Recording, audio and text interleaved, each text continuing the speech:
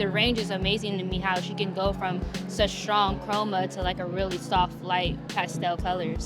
The artist reappropriates past historical pieces and puts her own spin on top of it. Her work just looks like it's exploding from within her. I find this composition very dynamic. I think really shows the author's cultural heritage. I'm really happy to welcome you all to Firelei Báez's exhibition and for our Painters on Painting event. Painters on Painting is an event that invites you, the university students, into our gallery spaces to really explore and exchange your thoughts and opinions on the artwork that you're seeing in the space. So some of you may not know that this is a direct quote, actually, which is the body of work that entirely inspired this exhibition for Firelei. And that exhibition title is called "The Fact That It Amazes Me Does Not Mean I Relinquish It." And that's actually a direct quote from writing from a Martesian poet and writer and philosopher named Eduardo Gilesant, and him being one of the leading voices to help us think about histories of colonialism today and how it particularly relates to Caribbean culture. So how might we relate the Gilesant quote to Báez's paintings? So just looking at her paintings, I understand that there's a lot of theory behind it, maybe her own theory she created for her own thought process. Like you said, she did take this from a direct quote from one of her favorite philosophers, but I felt like she didn't claim it as hers. She used it and she gave it back, but in a way where she recreated the quote to interpret her own thought process for her artwork. As an artist, she's someone who, she's reading theory and philosophy and poetry. She's reading folk tales and mythology. She's reading science fiction and fantasy. And we can kind of feel all of these different kind of narratives at play in the work. So can we talk a little bit about how this, how she builds paintings that have the capacity to tell stories? A lot of her figures are really just angled really hard. When I can imagine myself in those positions, if I feel strain in different parts of my body. So I see that the story of what she's depicting within that, how she said some of the components, she doesn't even really know what they mean herself. She just kind of allows her mind to go. And I think, that shows from all her research and her documentation of what she's intaking and putting out with just the range, the opacity, the colors, the positions. I feel like through the images that she has and all the different positions that the women in the paintings are, usually we have the lack of facial expressions, lacks the emotion, but with the positions, the pose of the body gives that sense of my interpretation, I feel like it sends the sense of turmoil or longing, just to the fact that some of these paintings, some of them are hunched over, the color, the lighting, the shading, where it's just going dark to the side, gives off that sense of what's going on in a person's mind, in a sense, where the flowers are the idea blossoming from that, or the thoughts that blossom from what's going on inside somebody's mind, and it just gives off that story, and the context of everything going is in the background, or the images where she has print. It seems like prints to me, but I'm not 100% sure. How each of them have different interpretations. Fire is always associated with anger. Water is always calmness or sense of drowning. I would say that the backgrounds of these paintings introduce a colonial theme to this exhibition. Although the map is the frame of this entire piece, the feminine deity isn't just confined to the map. You see it kind of peeking out from the top and from the bottom. And so I feel like that's a really nice play, how it isn't just confined to just the Eurocentric ideals and thoughts. I think it's a stark contrast between the kind of the cartography of the New World and kind of the detailed kind of forefront of the painting. And especially with the painting back there, I think what the author is trying to remind us is that it's not about the land and the feeling of grandness. It's about the things you interact with. It's about the details that make up who you are and what your cultural heritage is. I was going to ask this question about the relationship between each background is distinct and how is part of what, when we're looking at the work, are we wanting to kind of place the figure in that particular background, whether it's a map or a, I don't know, detail from an illustration, or how are the backgrounds kind of informing how you are reading the paintings? I really like this painting, the background. I just feel like as compared to the other ones, it makes more sense because, not that it makes more sense, but it's placed in, like the figure is placed in an actual scene. And I really like how it contrasts with the background, whereas the other ones are more of like a vague idea of a certain region, whereas this one is like an actual like time and place. I think about what the foundation of colonialism is, a perception of order. You see this really clean map and crisp lines, and then you have what the world is. It is a beautiful chaos. Maps are man-made, and I think also that's why I see the maps as masculine, something that gives the painting maybe a system, or it organizes it, and the female body is, and the flowers, they are really feminine, so I like the contrast between the masculine and the feminine. I think it's fascinating because the map itself is like the very symbol of racism and Eurocentrism, right? Because Europe is the only continent that has an E in the beginning and the end. Every other continent is with an A, right? And so it is the ultimate symbol of otherism. And so for a person of color to use that symbol and paint this on top of it, it's like this beautiful middle finger, right, to colonialism and to like the symbolism of this archaic world order that, you know, we're all subjected to. This is this beautiful, feminine, but also grotesque and complex and figure that that honestly, as a feminist, we should focus on and like beautify that and focus on that and have that balance of both the feminine and masculine. Within colonialism, it's a lot of like societal layers that she's adding within her pieces, which is just said so beautifully and tied together in this piece. This is a beautiful chaos. I'm not a geographer.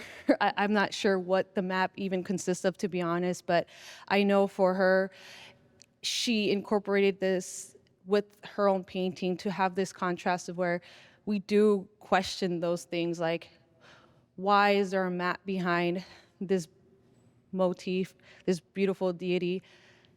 But it doesn't take away from the actual figure itself. It almost is like a beautiful like balance between the both of them, even though the back is really masculine and the front is very feminine. It's like it just kind of reflects on like with each other in a way where it gives you that like question, like what is, because me personally, I can relate to the painting in the front than I can in the back, or the print in the back. The figures are like very feminine, I know, and very like beautiful and sensual, but also like empowering. I know it's shown in like the brass sculpture and the painting upstairs. It's this very powerful stance. But specifically for this one, I love because she talks about like the natural world and everything, but the way her technique and like the natural way that she uses the material, it almost seems like the body is the earth and is the world. Like you can see the continents and the atmosphere within the body, which like kind of creates a whole other like almost environmental aspect to her painting. As I stroll across the gallery, I noticed kind of a commonality between the female figures in this particular exhibition. I noticed that every single one is only portrayed from the lower half and down, and I think that that is a very powerful statement on how we as a society relate and think of the female body. I think that we as a society, when we think female, we think the hips and we think the pelvis. We don't think the face. And I think the lower part of the body really exemplifies that. I also noticed that every position is very feminine and sensual, as someone else said before me. Yet she's not scared to add hip dips or fat. It's very natural. Every position, although like feminine and sensual, it's still comfortable. It's still relaxed. And the feet are always the darkest part. They're very grounded. Yeah, I find a lot of beauty in that. And another thing that I noticed in the commonality between the paintings is how beautifully the gradient goes between floral and almost biological. It goes from very dainty and luscious and beautiful into almost grotesque and juicy, almost like an organ. We could also see the body as a vessel or a vase, because there are also the flowers, and yeah, maybe the body is really materialistic, but then our soul or our mind, also the bubbles, they could symbolize maybe something ethereal or airy. There was a word that you used to describe it, which was a joyous rebellion. It's almost like a metamorphosis, but usually in movies you see someone and they're kind of moving around because they're kind of uncomfortable and it hurts, it's painful. That's what I kind of sense from it, because they're on the floor, they're sort of struggling, they're turning into something beautiful, but not, so I love how she captures that. Her subtle way of using very stylized strokes, but then like upstairs there's one where she kind of lets you know that I can do a real looking leaf or a real looking flower, and she's super detailed in some parts, but in other parts she's not. I thought that a lot of her paintings were about creation or birth, and I feel like that's what I got out of seeing the lower half of the bodies. That's what women are their strongest for, like creating. Also, it's the color of Gaia, the goddess of earth. As we were talking, a lot of you were noticing these different motifs, the maps, the feathers. So what do you make of her symbolism and imagery? What stood out to you? What I see the tequila bottles as is, in a lot of rituals in South America, alcohol can be a way of cleansing and purifying the spirit. And so when I look at the tequila bottles poised with these absolutely fantastical creatures, I almost think of them as protective. It reminded me how in native stories, as like the colonizers came on their boats, they're like, what are these weird clouds going over the horizon? But the painting is brought in like such a beautiful and like soft way. It's almost like introducing the horrors in a very like easy and digestible way.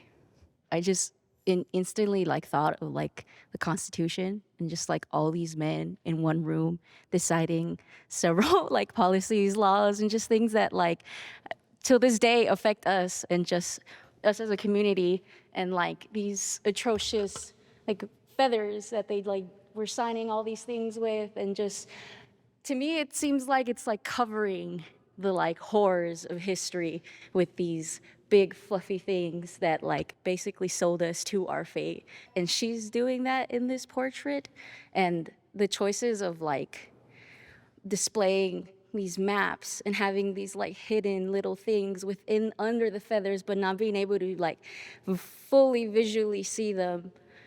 What else do we think is going on with her use of juxtapositions, these hybrid creatures, things transforming?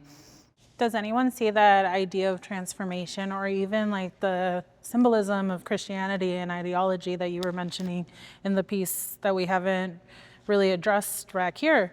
Is one of the only ones that doesn't really have a figure like you see in all these other ones. I know there's not like a human figure in this, but going back to like the use of religion and Christianity, I know that like snakes are used as a symbol for femininity, and so it's almost like there is a figure for this piece because even though the snakes is like thought of as evil as Christianity, but in other older religions, the snakes is feminine and a symbol of healing and transformation. So even though there's not a human figure, I perceive it as this is still a feminine, wise piece through the use of multiple snakes coming together as like the snake king, like a rat king, but a snake king. What I've gotten out of this exhibition is the message that nature is feminine and it is strong. It's another way to look at a woman without her outside casing, more of her soul, what's inside. Also, nature is really resilient. Like if you kill off the world, there's still going to be plants growing after us. They'll be here when we aren't. And I've been thinking a lot about the maps as motifs, even if I don't pay attention to like the actual places they represent. In terms of colonialism, yes, they'll own the land, but they won't own the stories or the resilience or the creativity or the flowering that's going to grow out of it. Just the physical place, not the inside. One of the reoccurring motifs is usually this folkloric creature called the chicapua. And it's a Dominican folkloric creature that is taught to a lot of youth and children as she's a woman of the forest, all by herself. You don't want to end up like her. The artists reutilizing Ciguapa as a sort of figure of resistance within nature, but I wonder and pose the question that does turning it into bronze within a Western tradition run antithetical to the fact that it's a symbol of colonial resistance, where we're using resistance within the system itself? What Firelei wanted to do, kind of bringing it back to this idea of reclamation, is instead of looking at this creature as a negative, she's a very powerful force. If your feet are backwards and you try to follow someone with backwards feet, you're going to end up nowhere because you're going the wrong way. And essentially, she's this traceless being. So she's free to do whatever she pleases. And I feel the choice of bronze in particular is a shout out to that classical period. When we think of bronze, we think of very powerful figures. Rodin is the first that comes to my mind. I think the sculpture really speaks on facing challenges with grace. I think the beautiful bending silhouette kind of shows resilience, and you can see in the muscles and even the toes, it's like she's gripping to the ground and like she is resisting this hard wind. And instead of her upper body again, it is a tree trunk of a palm tree, but instead of leaves, it's actually just this beautiful mane of hair like churning in this wind, like in the storm. So it's almost like this juxtaposition between like this beautiful mane of hair and this beautiful like bendy lines with the kind of the grounded body that's resisting against that pull. And I think the upper half of the body being so textured and almost spiky kind of represents how she had to solidify herself, how she had to become more coarse in order to face those winds and those challenges.